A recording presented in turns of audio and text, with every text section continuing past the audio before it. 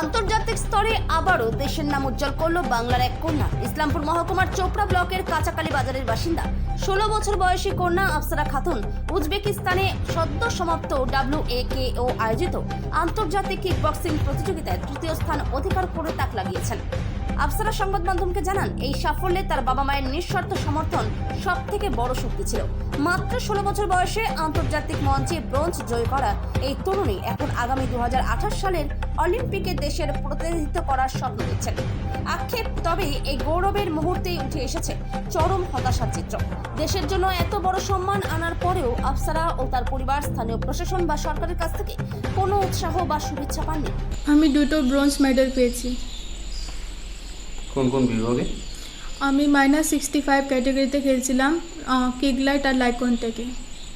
এই যে প্রত্যন্ত গ্রামীণ এলাকার মেয়ে হয়ে এত দূর সফর, কতটা কঠিন ছিল এই সফরটা, যদি একটু জানাও।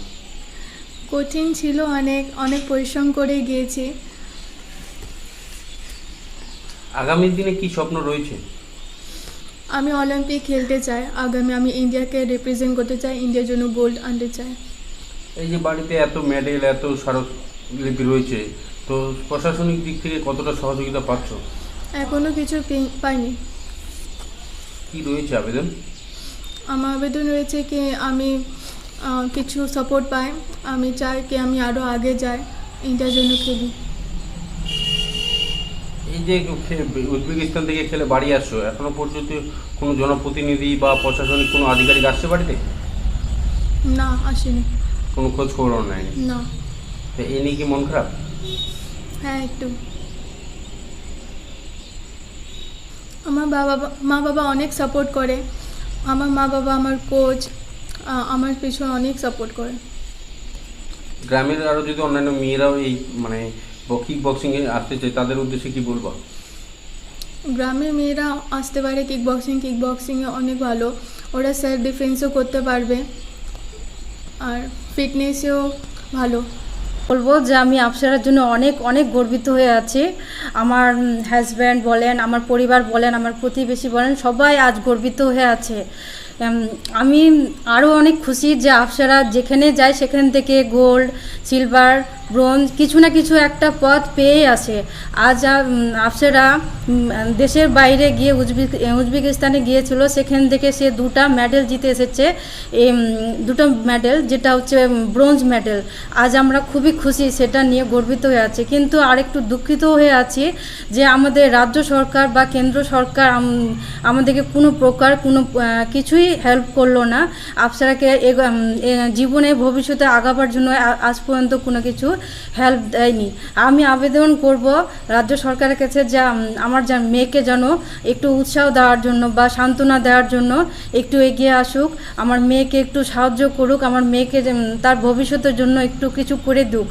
আর আমাদের আরও দুঃখিত আছে যে আমাদের প্রতিবেশী বলেন, আমাদের যে গ্রাম পঞ্চায়েত প্রধান এখন পর্যন্ত আফসারাকে দেখা করতেও আসেনি বা কোনো সান্ত্বনাও দিতে আসেনি, মুখ মিষ্টি করতেও আসেনি। আমরা অনেক দুঃখিত আছি। তাদেরকে আমরা অনুরোধ করব যে আমার মেয়েকে উৎসাহ দেওয়ার জন্য কমসে কম আসুক। আমি অনেক রিকোয়েস্ট করব সবাই আসুক, আমার মেয়েকে একটু করে উৎসাহ দিক, যাতে আমার মেয়ে উৎসাহ পেয়ে আরও দেশের বাইরে গিয়ে দেশের জন্য আরও গোল্ড মেডেল জিতে নিয়ে আসুক। আমি অনেক অনেক খুশি হব, ধন্য হব। আর আমার মেয়ের জন্য সবাই আশীর্বাদ করবেন, যাতে এইভাবে প্রত্যেকটা জায়গায় গিয়ে আরও গোল্ড মেডেল নিয়ে আসুক।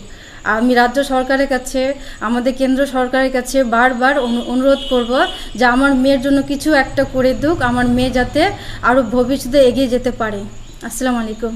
মেয়ের তো স্বপ্ন রয়েছে আগামী দিনে দেশের হয়ে অলিম্পিক খেলবে, কতটা সহযোগিতা করবেন মেয়ের এই স্বপ্ন পূরণের ক্ষেত্রে? আমি আমার মেয়ের জন্য যতটা পারি, পারলে আমার জীবন প্রাণ দিয়েও আমি আমার মেয়েকে সাপোর্ট করব। আমার মেয়ে যাতে দুনিয়ার সব থেকে আগায় গিয়ে জিতে আসুক, সব কিছু যাতে দুনিয়ার হাসিল করতে পারুক। আমি সব সময় আফসারার সাথে সাপোর্ট থাকব। আমি এখন পর্যন্ত আছি, ভবিষ্যতেও থাকব। আপনার নাম? আমার নাম রুকিয়া।